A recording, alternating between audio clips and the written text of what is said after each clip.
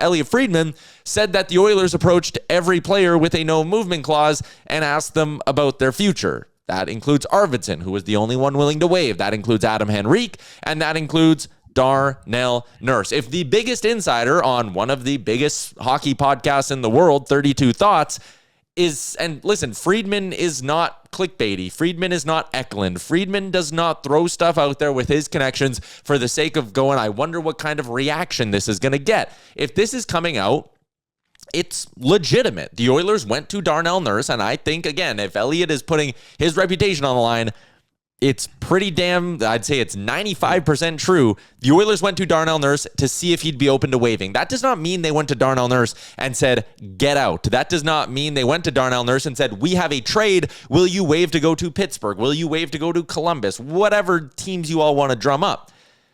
But the Oilers are obviously somewhat open to this conversation. Otherwise, they wouldn't have even asked the question.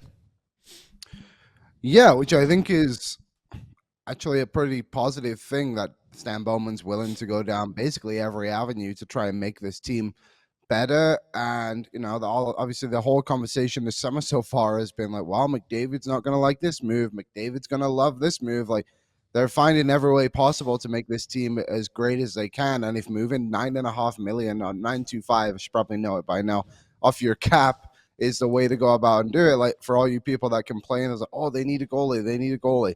Moving a $9.25 million contract would definitely help them do that.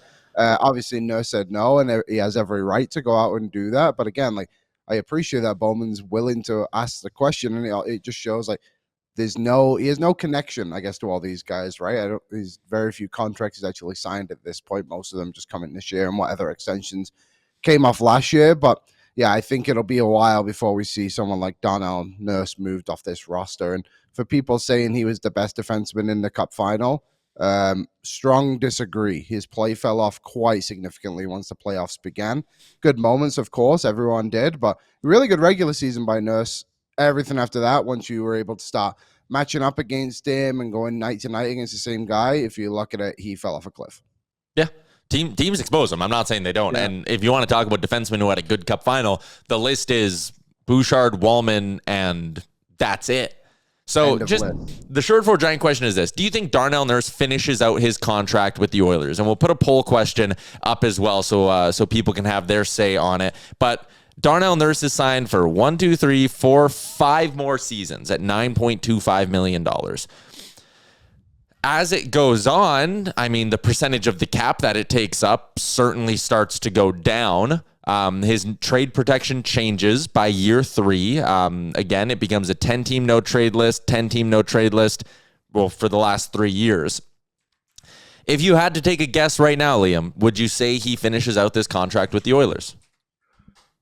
No, I don't. I don't think he will. I know the percentage of the cap is going to change, like you said, but still, like, it's such a large number. Like, even with the cap going up, you can still get 2 really good players with that 3 if you really want to push it out. I just think eventually it's going to get to a point where the Oilers find a younger player that's just going to be able to do what he's able to do. Maybe, like, Nurse is a very unique player, and his athleticism, and he's very physical, and he has that edge to his game. There's very few players like him in the league, but eventually it just gets to a point where it's like, you're not worth that much money. And I like what Nurse has done throughout his time with an Oiler, but eventually it's just like, okay, you're not performing in the playoffs year after year. You're arguably getting worse in some categories of it. You're having a good bounce by regular season. Like we said, that was really promising. But again, it goes to show that, like, the regular season can only show you so much about a certain player. Like, Evan Bouchard is almost the complete opposite, right? Like, everyone's so upset about what he does in the regular season, but as soon as you bring up the playoffs, it's like, oh, wow, he's on the top unit power play. McDavid and Draisaitl step up, but you bring up Nurse, and it's like, wow, he has to play with Troy Stecher. What's he supposed to do? It's like, well, no, he gets paid enough to be the guy that's supposed to drag his line, not be dragged down when his under $1 million partner doesn't play with him. So, no, I don't think he'll end his career as an Edmonton Oiler.